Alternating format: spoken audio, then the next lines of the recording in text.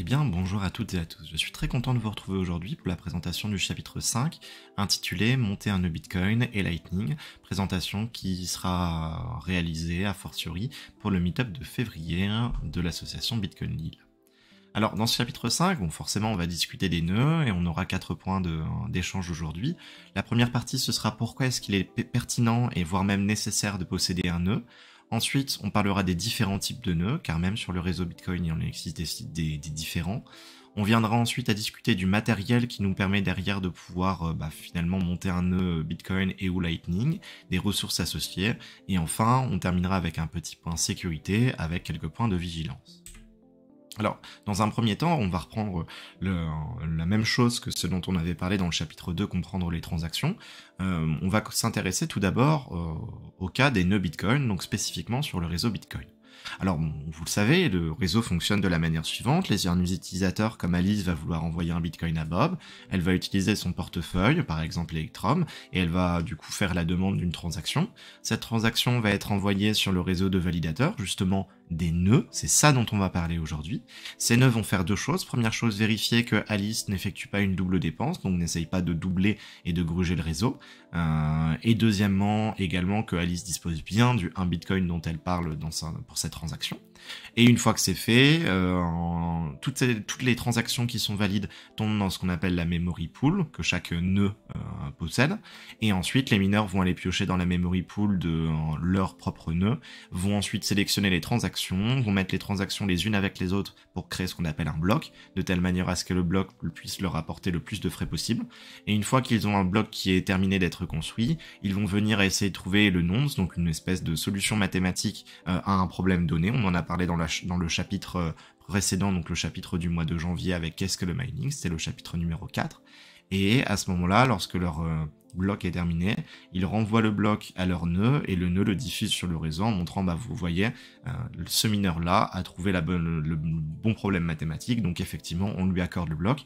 Et à ce moment-là, le bloc est directement rajouté à la blockchain Bitcoin. En parallèle, on va avoir du coup la transaction qui est bien réalisée et donc la propriété du 1 Bitcoin qui est bien transférée de Alice vers Bob. Nous, ce dont on va parler aujourd'hui, c'est véritablement les validateurs. On appelle ça sur d'autres blockchains, mais sur Bitcoin c'est également le cas, puisque en l'occurrence, les nœuds Bitcoin sur le réseau Bitcoin vont valider les transactions en vérifiant les deux conditions dont on a parlé juste avant. Alors bon, déjà, pourquoi posséder un nœud Bitcoin? Et on va voir qu'en fait, il y a un certain nombre de points qui sont quand même assez importants. Premièrement, c'est forcément posséder son propre registre de la chaîne de blocs. Dans le cas des validateurs dont nous parlions juste avant, sauf exception dont nous parlerons dans la troisième partie de cette présentation, eh bien en fait, tous les validateurs possèdent le registre de la blockchain. C'est-à-dire que chacun des validateurs, donc des nœuds disponibles et présents sur le réseau, a son propre registre, et donc par conséquent dispose de tous les blocs dedans, de toutes les transactions qui sont associées, et donc par conséquent ça souligne une forme finalement de contrôle, de vérification.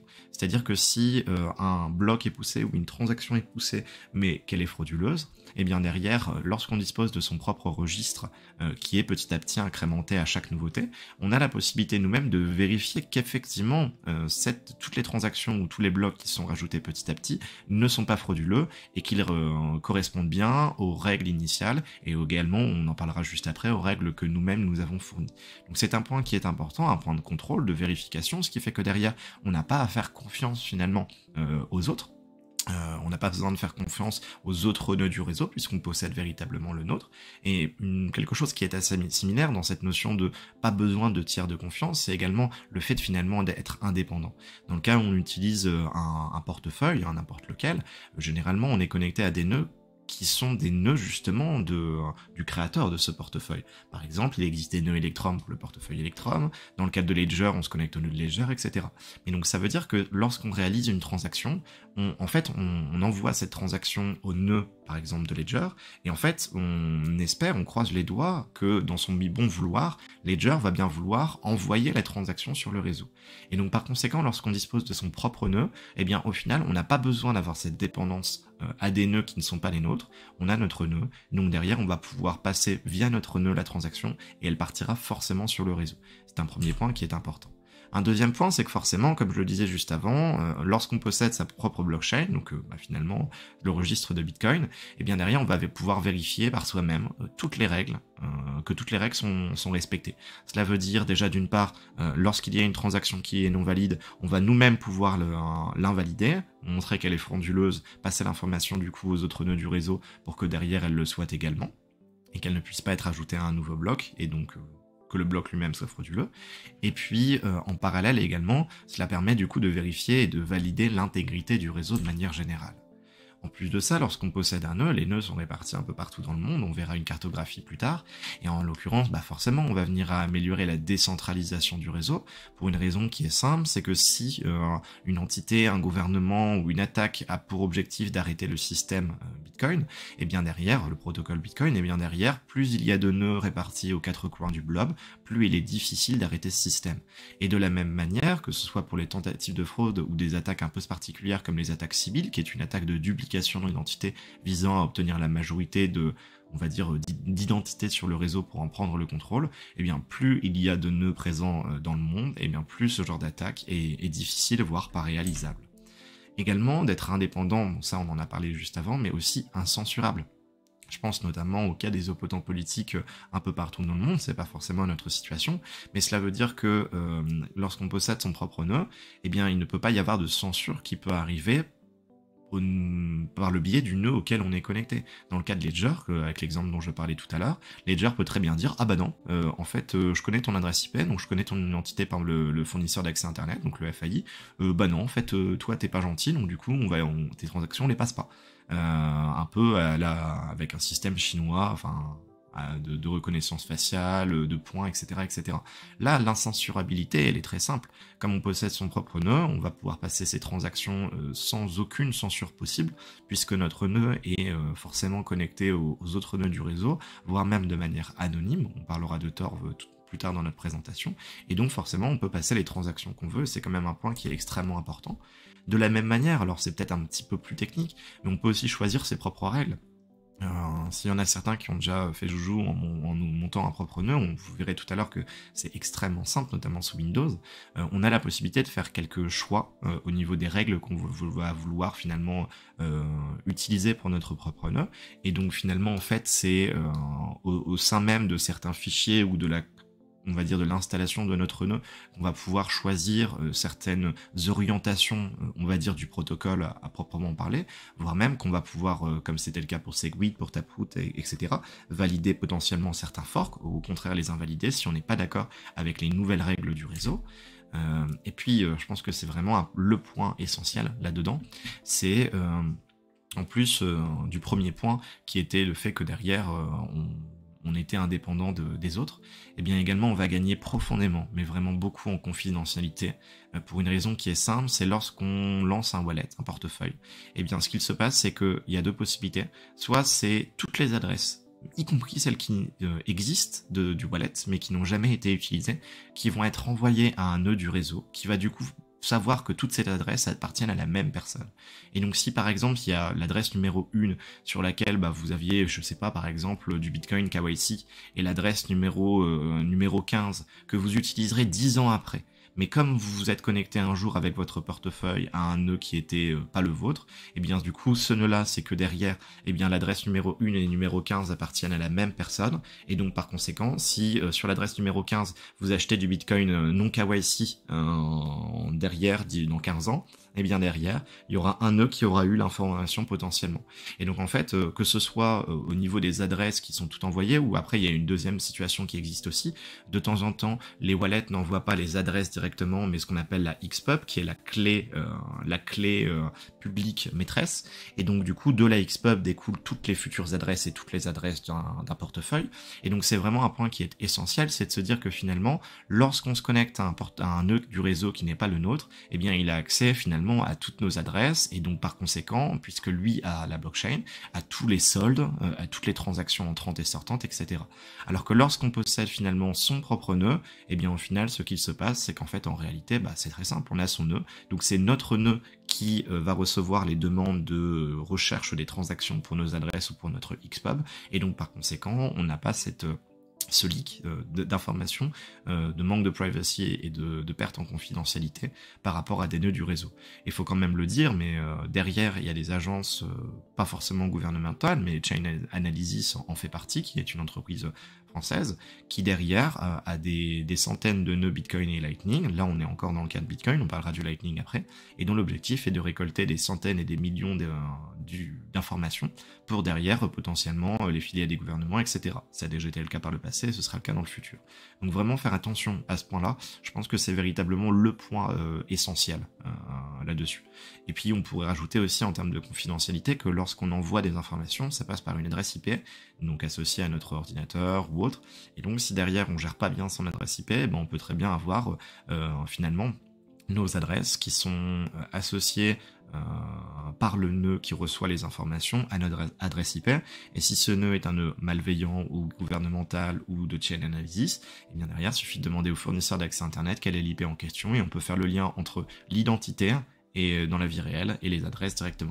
Donc c'est vraiment le point, je pense, essentiel, c'est le fait de gagner en confidentialité, et après on a effectivement cette notion d'indépendance, de décentralisation, d'incensurabilité, etc. Et puis bah forcément, lorsqu'on vient à monter un nœud Bitcoin, on gagne en compétences, et on s'implique encore un peu plus dans le fonctionnement du réseau Bitcoin.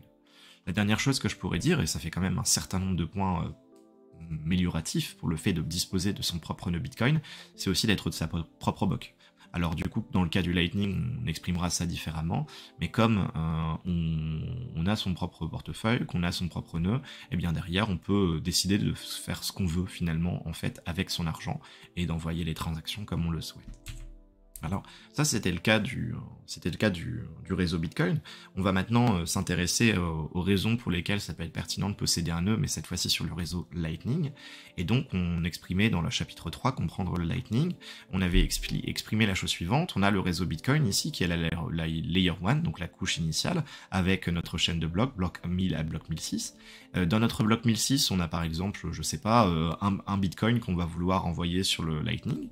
Donc ici c'est le réseau de nœuds de validateurs sur Bitcoin, et en fait on va devoir passer le Bitcoin vers un nouveau réseau qui est une layer 2 qu'on appelle le Lightning Network, et en fait pour ce faire on a en gros une transaction on-chain multisig, on en a parlé dans le chapitre 3, on va pas rentrer en détail, faut juste retenir que ce Bitcoin n'est pas envoyé directement sur le Lightning Network, il est bloqué sur la blockchain Bitcoin, ce qui fait que derrière on peut l'utiliser finalement sur le Lightning Network, donc sur la layer 2. Et donc en fait on l'avait exprimé la chose suivante, c'est que le Lightning Network fonctionne par le biais de canaux, c'est-à-dire que lorsque donc Alice a par exemple à disposition parce qu'elle a bloqué, on va dire, un Bitcoin sur la chaîne de base, et bien en fait ce Bitcoin il va être bloqué dans un canal, par exemple avec Alice et Kevin. Et puis après on peut avoir Bob qui va faire la même chose, qui va ouvrir un canal avec Alice et qui lui va bloquer 2 Bitcoins. Enfin bref, on a plein de possibilités. On va pas rentrer dans les détails là-dessus, il faut vraiment comprendre la notion de canal. Si vous ne comprenez pas à quoi ça correspond, je vous invite à regarder du coup la vidéo du chapitre 3 sur le Lightning Network. Et donc bon, forcément de la même manière, on a des nœuds qui vont être associés en fait au fonctionnement du réseau Lightning, mais on l'observe, le réseau Lightning en fait est basé sur le réseau Bitcoin, c'est-à-dire que pour pouvoir avoir à disposition du Bitcoin dans des canaux, il faut derrière qu'on ait les informations de la chaîne principale. Et donc par conséquent, on va se rendre compte qu'en fait, il y a énormément toutes les raisons de posséder un nœud Bitcoin Lightning, donc vraiment un nœud Lightning, sont plutôt similaires au fait de posséder un nœud Bitcoin, puisque si on a un nœud Lightning, en fait en réalité on doit avoir un nœud Bitcoin en amont. Donc vraiment spécifiquement sur le Lightning, forcément on a déjà le registre de la chaîne de blocs puisqu'on a déjà un nœud Bitcoin. De la même manière pour le Lightning, et derrière on va être indépendant puisqu'on va pouvoir broadcast et envoyer toutes les transactions qu'on souhaite sur le Lightning. On va pas avoir à faire confiance à un prestataire de service ou un tiers de confiance qui va broadcast pour nous les transactions et qui pourrait potentiellement du coup les censurer ou autre. Et puis on va pouvoir aussi contrôler toutes les transactions et tous les canaux. Puisqu'en l'occurrence, dans le cas du Lightning Network, on a parlé dans le chapitre 3, lorsqu'un canal est ouvert, ou lorsqu'une transaction est réalisée et passe par nous, et bien derrière on a toutes les informations, en tout cas on a beaucoup d'informations qui sont transmises à la totalité du réseau, et donc par conséquent on peut vérifier que ces ouvertures de canaux et ou certaines transactions, et bien en fait sont des transactions qui conviennent et des ouvertures de canal qui ne sont pas frauduleuses, de canaux qui ne sont pas frauduleux. Donc je l'ai mis en bleu parce que c'est quelque chose d'un petit peu nouveau par rapport à ce qu'on avait avant, le contrôle des transactions et des canaux. Et puis en parallèle, Et ça, c'est pareil que pour Bitcoin. On va pouvoir vérifier par soi-même que les règles du protocole Lightning sont respectées.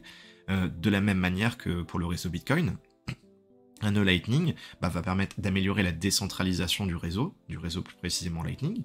Donc de nouveau, ça va permettre d'éviter certains arrêts du système, des attaques ou des tentatives de fraude. Néanmoins, pour ce qui est du réseau Lightning, on a une petite différence, c'est que comme c'est basé sur un réseau de canaux,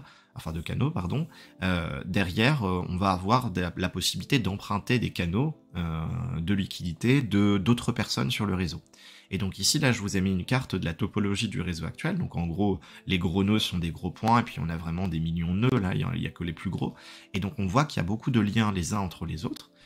Et donc par conséquent, plus il y a de nœuds, plus il y a de canaux, plus la topologie du réseau est développée, plus derrière, en fait, on va pouvoir emprunter des routes plus courtes pour pouvoir réaliser nos transactions sur le Lightning Network, et donc plus les transactions vont être rapides et moins coûteuses, et donc par conséquent, plus le Lightning finalement sera scalable, et donc par conséquent, ça va impliquer une augmentation de la scalabilité, elle également, du réseau Bitcoin. Donc ça, c'est un point qui est vraiment très spécifique au réseau Lightning Network. Forcément, de la même manière, dans le cas de Bitcoin, on n'a aucun gain, à l'exception des points dont j'ai parlé, on n'a aucun gain pécunier de disposer d'un nœud sur le réseau Bitcoin. Dans le cas du Lightning, son fonctionnement est quelque peu différent. Dans le cas du Lightning, on a la possibilité de mettre en place une espèce de taxe. Donc en gros, il y a des base fees et puis il y a des fees en ppm, on en a parlé dans le chapitre 3. Donc en gros, une taxe qui fait que lorsqu'on passe par un canal qui n'est pas le nôtre pour pouvoir envoyer une transaction à une personne, eh bien on peut utiliser des canaux d'autres personnes. Donc on a cette récompense qui est un objectif un peu pécunier pour le réseau, pour les réseaux Lightning, qui est vraiment spécifique dans cette situation-là. Maintenant, même si je l'ai mise, ce point positif de disposer d'un nœud Bitcoin Lightning, il faut vraiment partir du principe que en fait ces fees, donc ces frais de passage de routing, sont extrêmement faibles, et donc par conséquent, enfin, ne créez pas un nœud Lightning parce que vous pensez que vous allez gagner des satoshi, hein. Vous allez en gagner, mais ça va être risible. De la même manière, on a aussi l'indépendance et l'incensurabilité, puisque comme on a notre nœud Lightning, on peut passer les transactions qu'on le souhaite. On peut même choisir ses règles, des règles un peu particulières, comme on le voyait tout à l'heure avec le fichier bitcoin.conf dans le cas du réseau Bitcoin. Je ne vais pas rentrer dans les détails là-dessus. Et puis forcément, on améliore aussi ses compétences de manière technique et son implication sur le réseau.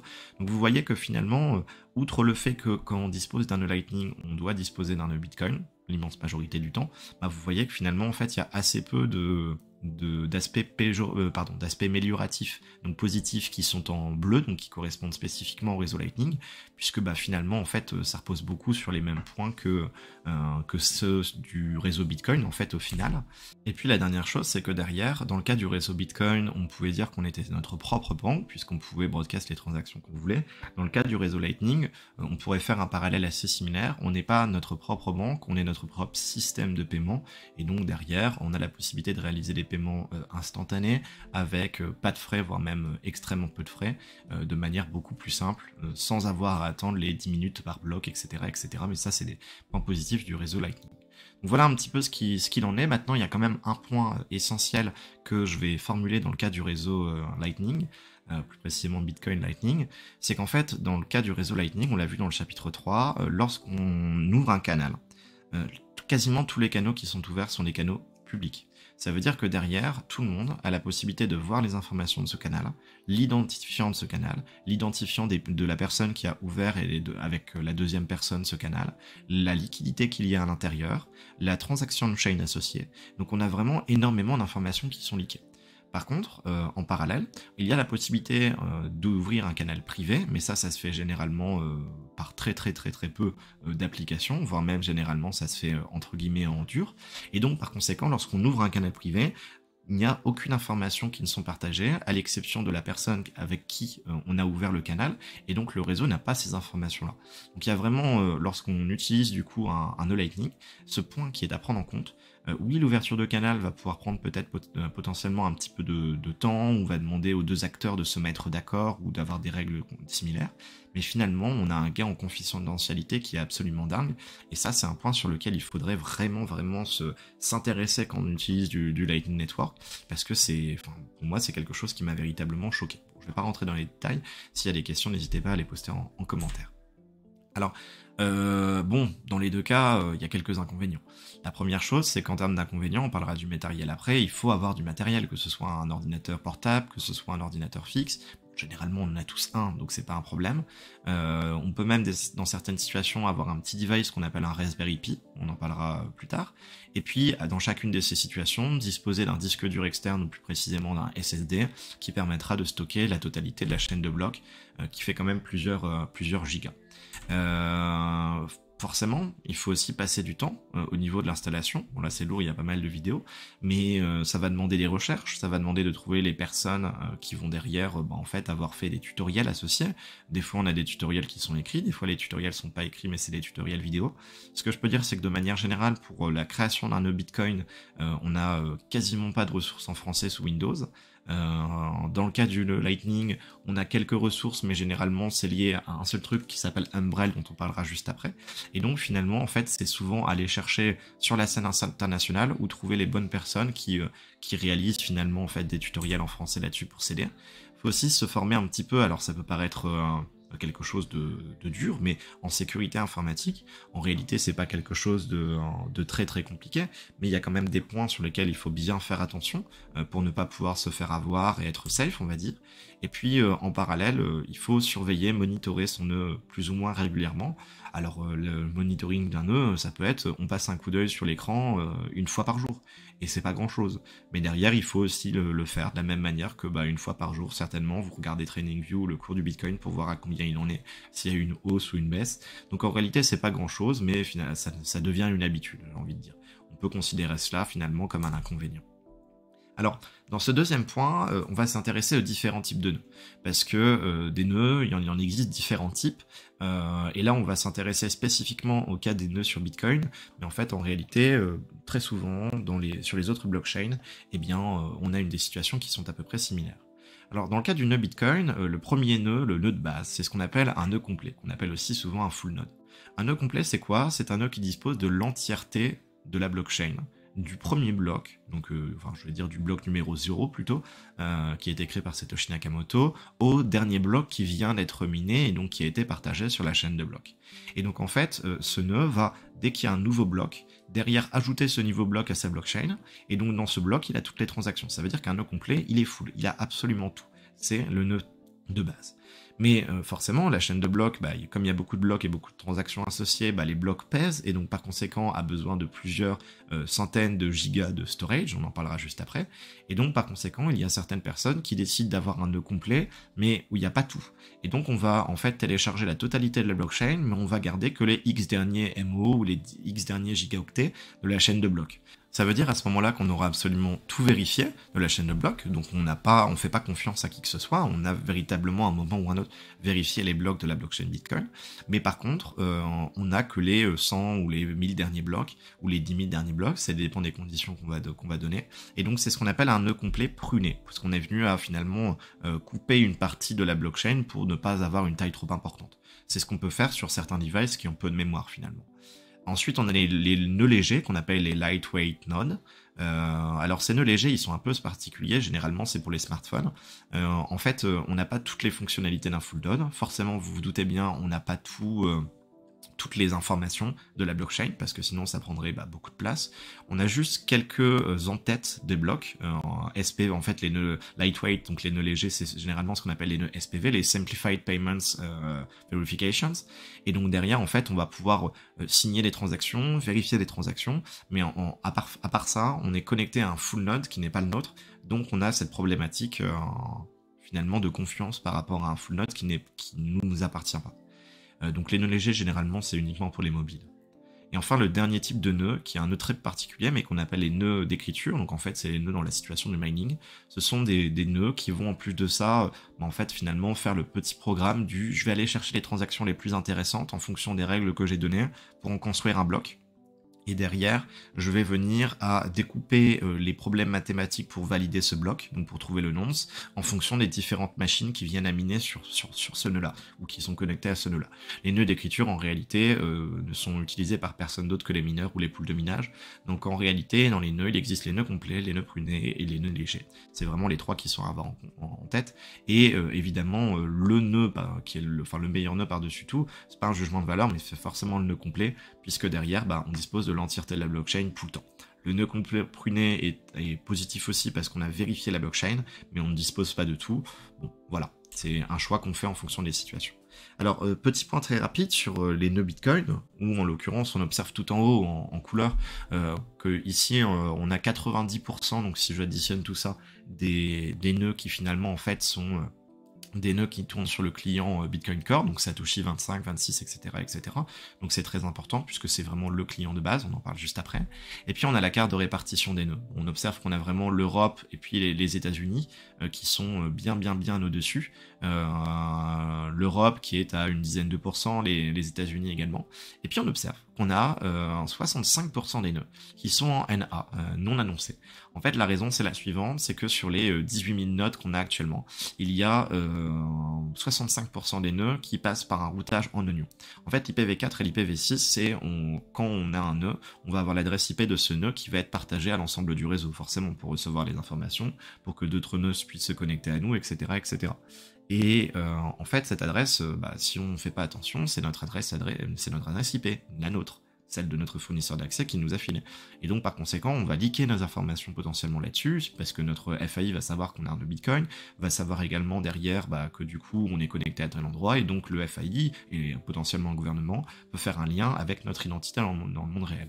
Par contre, si on rajoute une surcouche qui est Tor, donc on a un routage en union, derrière, on gagne en confidentialité de manière très importante, et c'est pour ça qu'on a 65% des nœuds qui passent par Tor, et donc c'est pour cela qu'ils ne sont pas finalement, dont les statistiques, on ne sait pas dans quel pays ils tournent. Petite particularité quand même, il est toujours possible que dans les 9% aux États-Unis ou dans les 3% en France, on ait des personnes qui passent par des VPN. C'est-à-dire que quelqu'un qui est, je sais pas, en Afrique du Sud peut très bien passer par un VPN qui est basé en France, et derrière les statistiques seront pour la France. Donc voilà, c'est des données à prendre finalement avec des pincettes. Puis, donc du coup, on vient de parler des nœuds Bitcoin, forcément il y a aussi le cas des nœuds Lightning. Et puis voilà, les nœuds Lightning, ça va être assez facile, c'est que c'est à peu près similaire au cas des nœuds Bitcoin. Alors il y a peu d'informations à ce sujet, j'ai trouvé un article très intéressant de bitcoin.fr sur la typologie des nœuds Bitcoin et Lightning là-dessus, ça m'a aidé pour la partie Lightning, et en gros il en existe, on va dire, trois types. Le premier type, c'est le nœud complet d'infrastructure. Pourquoi complet? Parce qu'en fait, forcément, je l'ai dit tout à l'heure, les nœuds Lightning vont être basés sur un nœud Bitcoin, puisque du coup il y a besoin de lire la blockchain, qu'il soit complet ou pruné. Et en fait, sur Lightning, les nœuds d'infrastructure, donc complets d'infrastructure, sont des nœuds qui vont en fait être publics. On va pouvoir s'y connecter et on va pouvoir passer par ces nœuds pour pouvoir derrière router les paiements, les passer à gauche à droite. Donc on va passer par les canaux publics de ce nœud. Donc c'est un nœud qui est vraiment disponible pour tout le monde en gros. Et donc qui va permettre la scalabilité du réseau, d'améliorer la topologie du réseau, etc. En parallèle, on a les nœuds complets terminal et les nœuds partiels, le nœud complet terminal et le nœud partiel terminal. Alors là, c'est plus une question de nomenclature. Le fonctionnement il est à peu près similaire, on va dire. En fait, leur idée c'est quoi? C'est que c'est pas des nœuds qui sont publics. Mais c'est des nœuds qui ont besoin de quelque chose pour fonctionner. Dans le cas du nœud complet terminal, qui est le cas sur certaines applications, on va se connecter à un nœud public, donc du coup à un nœud complet d'infrastructure qui ne nous appartient pas, par exemple à un nœud d'Electrum, et en fait notre nœud complet terminal va ouvrir des canaux avec ce nœud complet d'infrastructure d'Electrum et créer des canaux privés. Et donc du coup canaux qui ne seront pas visibles, et donc notre nœud complet terminal qui ne sera pas visible, mais on passera et on dépendra finalement de la validation et des informations, de certaines informations du nœud complet d'infrastructure de Electrum.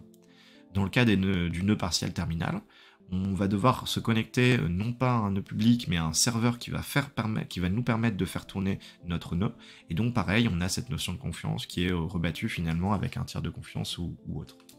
Et puis ensuite, on a le nœud de surveillance, qui est vraiment un type très spécifique qu'on appelle généralement sur Lightning les Watchtowers. On en a parlé un petit peu dans le chapitre 3 en décembre, qui lui en fait a vraiment un fonctionnement totalement différent. Les Watchtowers, on pourrait presque dire que c'est pas vraiment des nœuds en eux-mêmes. En fait, c'est juste des tours de garde qui vont vérifier et surveiller les canaux, les nœuds, et qui, lorsqu'il y a un des nœuds, une des personnes qui va essayer de gruger le réseau, va enclencher les décisions de justice. C'est un truc qu'on peut rajouter en plus de son nœud Lightning, mais on peut considérer finalement que c'est un nœud de surveillance, donc c'est pour ça que je l'ai rajouté. On peut retenir que l'immense majorité des nœuds Lightning sont des nœuds complets d'infrastructure pour le routing, et que dans le cas des mobiles, on a plutôt des nœuds terminaux. Alors dans le cas du Lightning, on a deux informations qui sont intéressantes. Pareil, alors là j'ai pas mis la map, j'ai mis la répartition en termes de pourcentage. On observe qu'on a à peu près 15 000 nodes sur le réseau Lightning qui sont actuellement disponibles, avec à peu près 60 000 channels publics, pas privés. On ne sait pas ce qu'il en est des nœuds privés. Cela correspond à peu près à 5000 bitcoins sur le réseau Lightning, donc 205 millions de dollars actuellement, et puis on observe que sur les 15 000 nœuds qui sont sur le Lightning, on en a presque 11 000 qui passent par Tor, donc c'est vraiment un point qui est important à prendre en compte, enfin confère la privacy dont on parlait tout à l'heure. Et dans le cas du Lightning, on a du coup cette répartition au niveau mondial, et c'est quand même un problème, on en a parlé dans le chapitre 3, on observe qu'on a quand même, allez, on va dire 50% qui se basent aux US et en Allemagne. Donc il y a véritablement un problème de décentralisation en ce sens. Alors encore une fois, dans ces nœuds-là, il n'y a pas les nœuds Tor qui sont pris en compte, et pourtant il y en a une très grosse partie. Donc ça c'est uniquement, il me semble, les nœuds, faut vérifier sur Mempool, mais qui ne sont pas des nœuds en oignon. Et puis on a encore la possibilité d'avoir des personnes qui sont en Afrique du Sud et qui vont décider de prendre un VPN pour avoir leurs nœuds en France, avec les 10% ici, ou les nœuds aux US. Donc ce sont des données à prendre avec des pincettes finalement. Bon, alors ça c'était l'explication finalement en fait des nœuds Bitcoin et des nœuds Lightning, quelles sont les raisons pour lesquelles ça peut être pertinent d'en utiliser, et puis également où est-ce qu'on en est en fait en termes de quantité de nœuds actuellement. On va s'intéresser maintenant au matériel et aux ressources à utiliser pour pouvoir monter un nœud Bitcoin comme Lightning. Alors je suppose que vous devez penser que monter un nœud Bitcoin ou Lightning, finalement vous allez ressembler à ça. Que si vous allez essayer, ça va se retrouver comme ça. Et en fait, vous allez vous rendre compte que à la fin, vous finirez plutôt comme ça, parce qu'en fait, monter un nœud, c'est pas bien compliqué.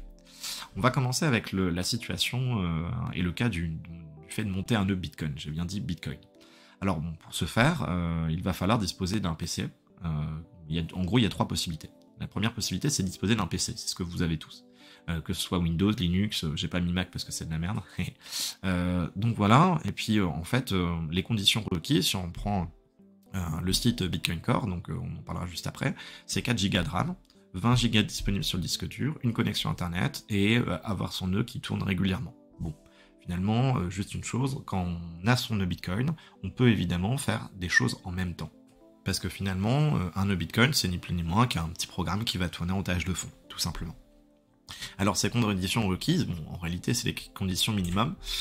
J'aurais tendance à dire que plutôt il faudrait mieux un PC à 8 Go de RAM, même sur un vieux PC, franchement 4 Go ça passe.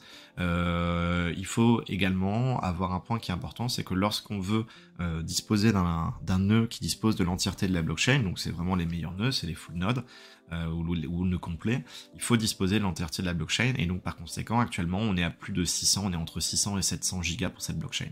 Donc il va falloir disposer d'un disque dur externe qui va pouvoir avoir dessus l'entièreté des blocs, et donc de 700 Go à peu près. Donc par conséquent, pour que la vitesse d'écriture de ces blocs, puisqu'il va falloir tout télécharger la première fois, soit rapide, on a tendance à dire qu'il vaut mieux utiliser un SSD. Je vais vous montrer, un SSD c'est quoi? Ça ressemble à un truc comme ça, donc c'est un disque dur externe assez petit. Celui-là je l'ai acquis pour un petit peu plus de 90 balles, on va dire un petit peu moins de 100. Et en fait en réalité, généralement on dit 1 Tera ça marche.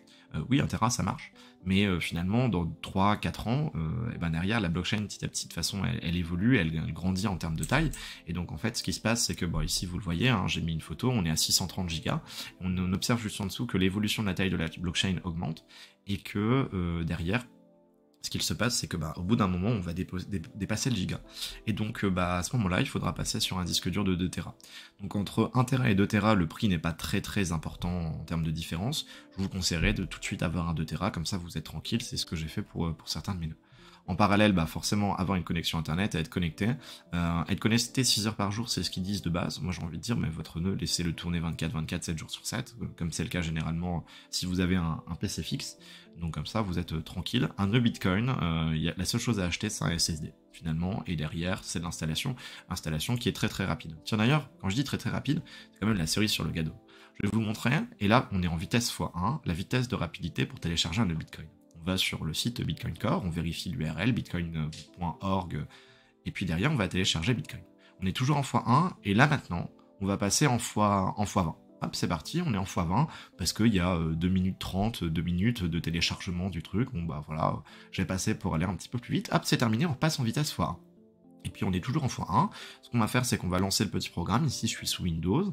On va rentrer, ok, bon, rien de spécial. On est toujours en vitesse x1, hein, j'ai rien changé. Là, finalement, on a l'installation de Bitcoin Core, donc du nœud Bitcoin qui va s'effectuer. On a, je rappelle, plus de 90% qui sont là-dessus. On va lancer Bitcoin Core. Là, on va avoir une petite fenêtre qui va nous demander des informations. Alors, dans quel répertoire on va vouloir installer? On est toujours en x1. Et puis ici, si on veut un nœud pruné, on va pouvoir dire, bah tiens, je veux pruner sur 2 Go ou je veux pruner sur 10 Go. Ça veut dire 10 Go pour 30 jours. On accepte.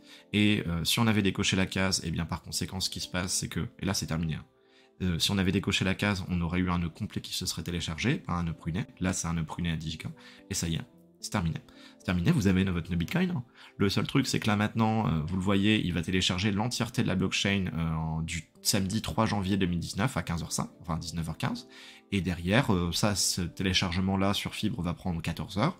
Donc vous le laissez de côté, vous y touchez pas. Et puis dans 14 heures, cette petite fenêtre qui est ici avec cachet va disparaître. Vous aurez du coup l'entièreté de votre nœud Bitcoin avec un nœud complet.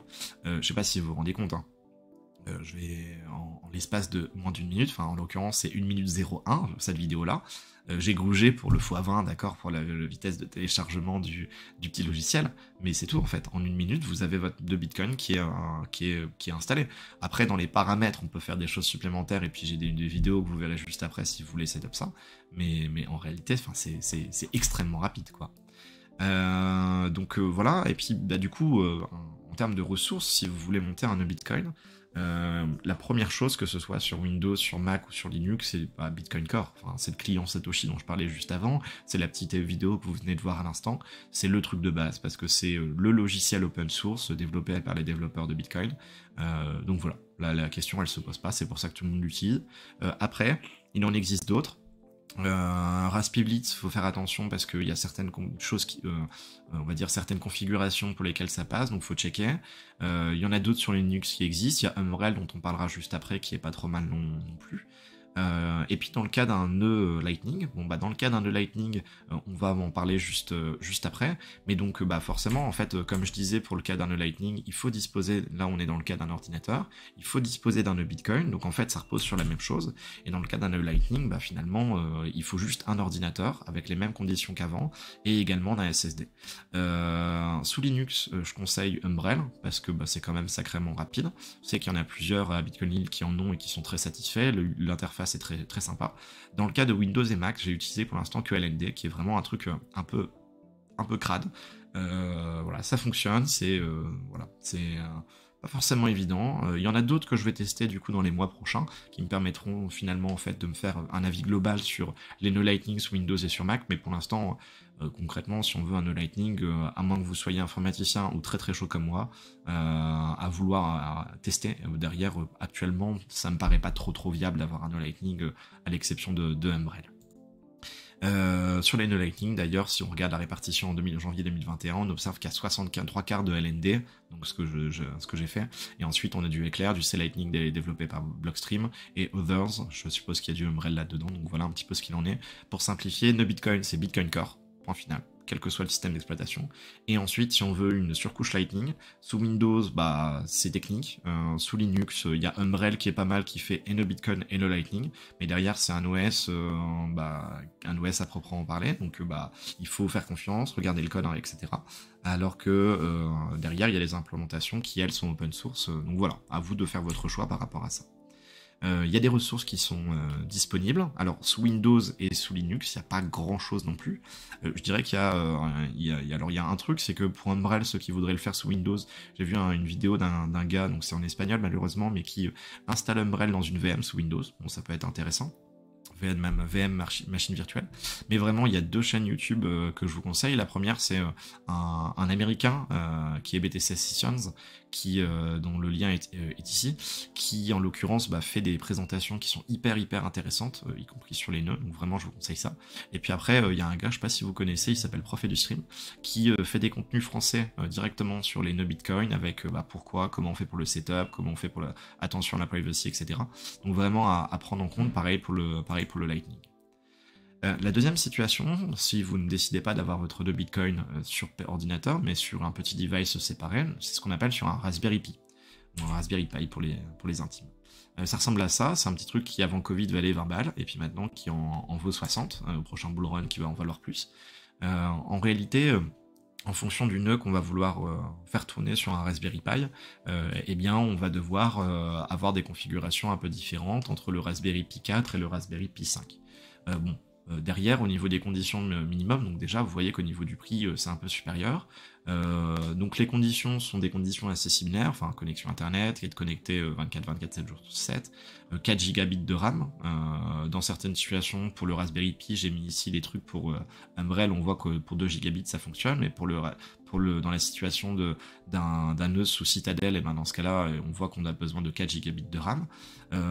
Bref, en gros, vous ferez vos tests. Je pense que pour quelqu'un qui veut commencer, le plus simple, c'est d'abord de le faire sous Windows, de voir un peu ce qu'il en est. Et puis après, si vous voulez un petit device mignon, un Raspberry Pi, pourquoi pas. Mais dans tous les cas, il va falloir disposer d'un SSD. D'un SSD de 1 à 2 Tera comme on en parlait après. Le seul point négatif, entre guillemets, sur un Raspberry Pi, déjà d'une part, faut l'acheter. En plus de ça, faut un boîtier de connexion entre le SSD et le Raspberry Pi, donc SSD vers USB. Il faut une carte micro SD, il faut l'alimentation du Raspberry Pi. Donc en fait, ça fait plein de petites choses à acheter alors que vous auriez pu l'avoir directement sous Windows, quoi. Il en existe pas mal qui permettent derrière de pouvoir monter un nœud Lightning sur un Raspberry Pi. Alors là, du coup, j'ai remis la courbe d'évolution de la taille de la blockchain, mais finalement, au final, comme on l'a vu tout à l'heure, mieux vaut un 2 Tera que 1 Tera, comme ça on est tranquille pour plusieurs mois. Et puis, concrètement, que vous vouliez monter sur un Raspberry Pi un nœud Bitcoin, en fait, généralement, c'est Bitcoin et LN en même temps, c'est un OS prédéfini. Et donc, ici, j'ai mis Découvre Bitcoin qu'il a fait sur Umbrel, BTC Sessions aussi, BTC Sessions qu'il a fait aussi sur Raspiblitz, qui est un autre OS qui permet de faire ça. Donc voilà, vous avez pas mal de petites informations, de petites vidéos qui vont vous permettre de faire vos tests. Et puis après, il existe un troisième et dernier type, pour les flemmards, qui vont derrière permettre de pouvoir disposer d'un nœud Bitcoin et donc forcément, d'un nœud Lightning et donc forcément d'un nœud Bitcoin juste sur une petite machine en plug and play. C'est-à-dire qu'il n'y a rien à faire, t'achètes la machine, tu la branches et puis c'est fini. Quelques configurations, c'est tout. Et on a le Nodle qui coûte quand même 400 balles. Donc là, j'ai utilisé un article de bitcoiner.guide qui est vraiment très très intéressant là-dessus. C'est entre 400 et 500 balles. Ce qui est cool, c'est qu'il y a des implémentations qui sont déjà faciles d'utilisation dessus. Ensuite, il y a le Umbrel Home, alors qui n'est pas vraiment un nœud Bitcoin Lightning, mais sur lequel il y a un nœud Bitcoin Lightning. Là, c'est plus un mini ordinateur sur lequel on garde ses données, et dessus, en plus de ça, on peut facilement monter un nœud Bitcoin Lightning. On a le Nodle One à 429 balles, on a le Raspiblitz à 290.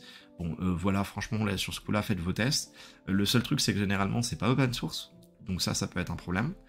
Ce que j'ai observé des reviews que j'ai regardé, c'est que le Nodle, il y a quand même le LND, donc pour Lightning, qui est déjà, entre guillemets, pré-intégré, BTC Pay Server pour les commerçants, EPS Electrum Server, j'ai l'impression que Nodle dans les plug and play m'a l'air quand même au-dessus des autres. Mais comme j'ai pas testé les autres, et que j'ai pas testé Nodle non plus d'ailleurs, voilà, faites vos propres choix. Dans tous les cas, pourquoi décider de monter un nœud Bitcoin, pourquoi décider d'acheter un truc plug and play alors que vous pouvez le monter par vous-même pour 100 balles avec un SSD directement sur un ordinateur, quitte à ce que ce soit un vieil ordinateur que vous avez dans un coin, quoi. Donc finalement, voilà, ce dont j'avais parlé tout à l'heure, un Bitcoiner guide pour les nodes, vous avez ici pas mal de trucs qui sont présents. Si je devais simplifier, je dirais, puis on passera ensuite à la dernière partie de notre présentation, que le top pour disposer d'un nœud Bitcoin, quelle que soit la machine, c'est Bitcoin Core en final, parce que c'est le logiciel de base de Bitcoin, du nœud Bitcoin.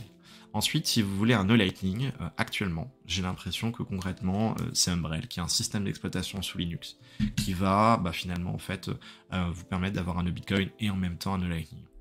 Après, avoir un nœud Lightning pour avoir un nœud Lightning, ça sert à rien, à part la décentralisation du réseau. La question, c'est quelle est l'utilité que vous pouvez en faire. Et puis ensuite, dans le top du top, enfin concrètement, ce serait je le dis quand même, même si on a des copains de Liège qui sont très calés là-dessus, c'est d'avoir en fait un OS Linux qui est full privacy avec du Unix ou du Tails OS, qui sont deux OS spécifiques pour ça. On rajoute dessus Bitcoin Core, donc le logiciel de base. Et puis derrière, faut savoir que chaque chose qu'on va rajouter dessus va être potentiellement, si on n'a pas lu le code, si on n'a pas vérifié le code, si le code n'est pas open source, une source potentiellement de problèmes, voire même potentiellement de hack s'il y a une backdoor dans le code. Et donc derrière, on peut rajouter du EPS, on peut rajouter une implémentation LN, LND ou ce qu'on veut, open source, etc. Donc ça, ce serait vraiment le top du top niveau privacy, mais ça demande de la technique et franchement, commencez pas du tout là-dessus, même moi, j'en suis pas encore à ce niveau-là. Voilà un petit peu ce qu'il en était, et puis on va passer du coup sur notre tout dernier point, des points de vigilance. Alors ce point-là, finalement, peut-être c'est un peu plus technique, mais voilà, c'est, je pense, intéressant de le garder en tête. La première chose, c'est qu'un nœud est connecté sur le réseau, à d'autres nœuds. Donc par conséquent, il est connecté via Internet par ce qu'on appelle une adresse IP. Et cette adresse IP, elle est visible sur le réseau. Et donc, par conséquent, il y a la possibilité de se faire attaquer, par le biais notamment d'une attaque par déni de service, une attaque DDoS, et donc de ce fait, un point qui est essentiel, c'est de cacher l'IP de son nœud par le biais d'un protocole comme le réseau Tor, qui est un protocole de routage en oignon qui permet d'anonymiser la connexion. Et donc, bah voilà, ça c'est vraiment un point essentiel, comme ça évite les problèmes. À chaque connexion, on aura de nouveau une adresse IP qui sera associée à Tor, et donc du coup, on ne saura pas où c'est. On sera caché de notre fournisseur d'accès à Internet, etc. En parallèle, il existe un deuxième type d'attaque que personne connaît, mais qui s'appelle les attaques Eclipse.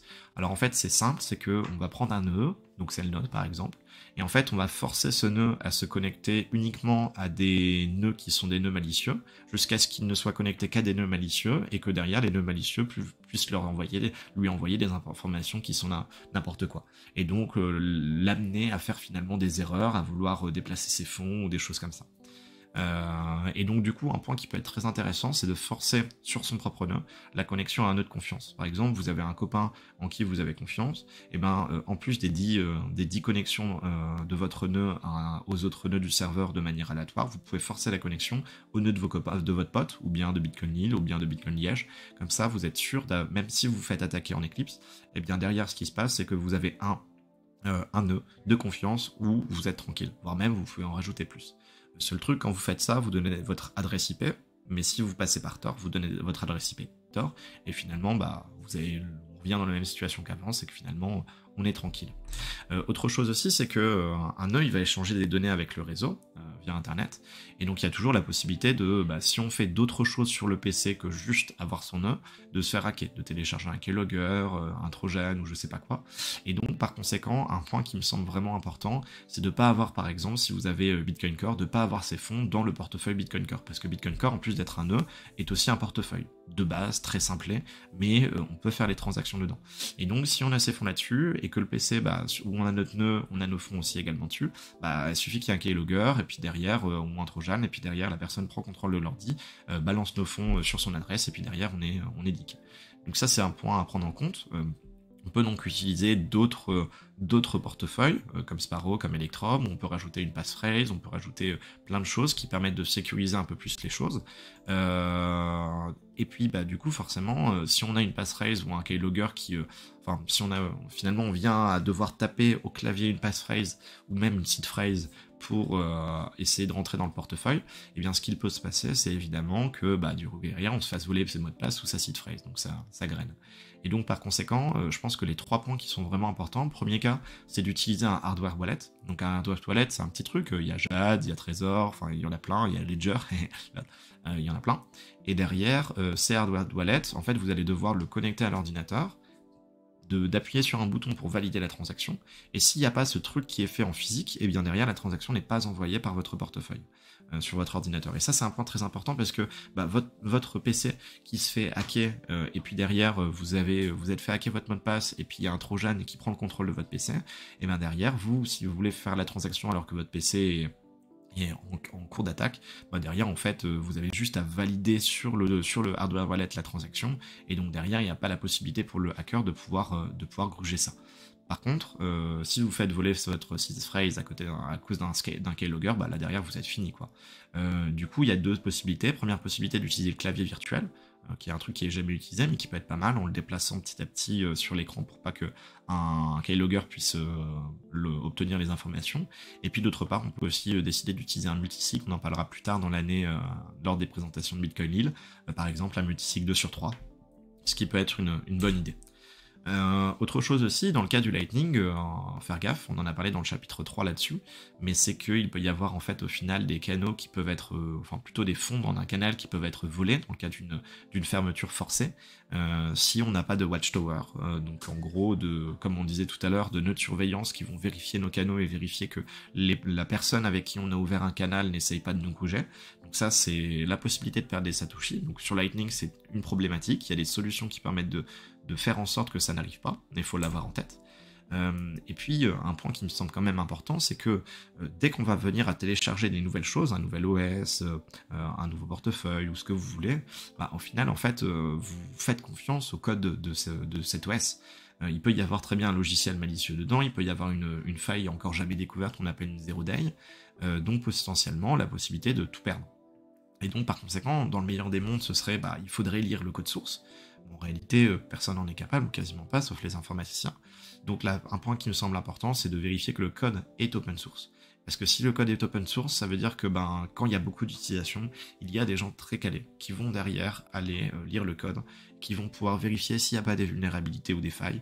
Et donc, par conséquent, on peut faire confiance finalement à la totalité du réseau et des personnes qui elles-mêmes ont fait ce travail parce qu'elles-mêmes ne voulaient pas se faire avoir. Donc c'est un point qui est un peu problématique, mais voilà, que je le dis quand même parce qu'il faut le garder en tête. Donc le récapitulatif, bon, voilà, pour utiliser un nœud, il faut avoir Tor, il faut se connecter à au moins un nœud de confiance, des watchtowers pour le Lightning, des logiciels open source forcément, regarder régulièrement, donc une fois par jour par exemple, son nœud, ça peut être tous les 2 jours, c'est pas trop grave, et faire en sorte que son logiciel ou que son antivirus et son pare-feu soient à jour forcément. Pour ce qui est de ses fonds, ayez pas vos fonds directement sur votre nœud Bitcoin, mais utilisez un hardware wallet, voire même un multisig, et quand vous tapez quelque chose d'important, un mot de passe ou seed phrase, utilisez un clavier virtuel. Et généralement, ça peut même être très très intéressant d'avoir finalement en fait 2 ordinateurs. Si vous voulez vraiment la top de la sécurisation, on en parlera en fin d'année là-dessus. Vous avez un PC qui est totalement déconnecté à Internet, où vous ne branchez rien. Dessus, vous avez uniquement votre portefeuille, sur lequel vous allez finalement signer vos transactions. Et puis ensuite, une fois que votre transaction est signée, eh bien, vous allez prendre votre hardware wallet ou une clé USB ou autre que vous allez brancher sur votre deuxième ordinateur sur lequel il y a votre nœud. Et c'est là-dessus que vous n'allez pas signer la transaction parce que vous n'avez pas sur ce nœud la seed phrase de votre portefeuille qui, elle, est sur l'ordinateur qui n'est pas connecté à Internet. Mais vous allez juste broadcast la transaction, donc l'envoyer au réseau puisqu'elle a déjà été signée. Ça, c'est vraiment la strat plus. Une strat qui permet de régler quand même quelques problèmes, notamment le fait ici de ne pas se faire voler ses fonds et donc de ne pas avoir son portefeuille et son nœud sur le même PC. Voilà un petit peu. Et puis ma conclusion, elle va être simple. Un nœud Bitcoin, vous avez vu la rapidité que ça prend d'en télécharger un et d'en installer un, c'est 1 minute. Donc c'est vraiment très très simple. Commencez d'abord avec un nœud Bitcoin, plus précisément avec Bitcoin Core, sur Windows ou sur Mac. Faites vos tests, regardez les fonctionnalités et intéressez-vous-y petit à petit. Il y a des vidéos sur la scène française qui sont grave bien. Et puis, une fois que vous aurez des besoins qui vont apparaître, ou même des attentes, dans ce cas-là, intéressez-vous à ce qu'elles sont. Est-ce que vous voulez de la privacy? Est-ce que vous voulez de l'ergonomie, de la facilité d'utilisation, comme c'est le cas de Umbrel? Est-ce que vous voulez être un peu plus dans la tech, avec LND ou autre? Est-ce que vous voulez vraiment, du coup, maintenant avoir un truc Lightning? Est-ce que vous voulez dans la privacy utiliser Tor, utiliser du routage en oignon ou autre? Donc voilà, se positionner par rapport aux attentes et aux besoins. Et une fois que vous avez vos attentes et vos besoins, à ce moment-là, évaluer vers là où les meilleures solutions qui vont vous convenir, de telle manière à ce que finalement, en fait, vous puissiez vous développer vos compétences là-dedans et avoir un truc qui vous convient. Et puis au final, un des points qui, je pense, est un point qui est quand même intéressant, c'est de se rapprocher dans les meet-up, des personnes qui elles-mêmes ont déjà expérimenté, qui ont déjà fait les tests, et qui seraient capables de vous faire des retours d'expérience, parce que forcément on n'a pas l'occasion de tout tester, mais au moins on a des retours qui permettent finalement en fait de dire ce qui est plus pertinent que d'autres, ou même de faire des comparaisons, donc voilà un petit peu ce qu'il en était. C'était notre présentation de février sur monter un nœud Bitcoin et Lightning. Le mois prochain, ce sera utiliser le Lightning au quotidien. Et puis, je vous remercie de votre attention. N'hésitez pas à dire si vous, dans les commentaires, vous avez un nœud Bitcoin, un nœud Lightning, ce que vous avez utilisé, peut-être les difficultés que vous avez obtenues. En réalité, vous voyez que maintenant, vous êtes formé en 1 minute sur l'installation d'un nœud Bitcoin. Voilà. Mais écoutez, je vous dis à la prochaine. Ciao, ciao.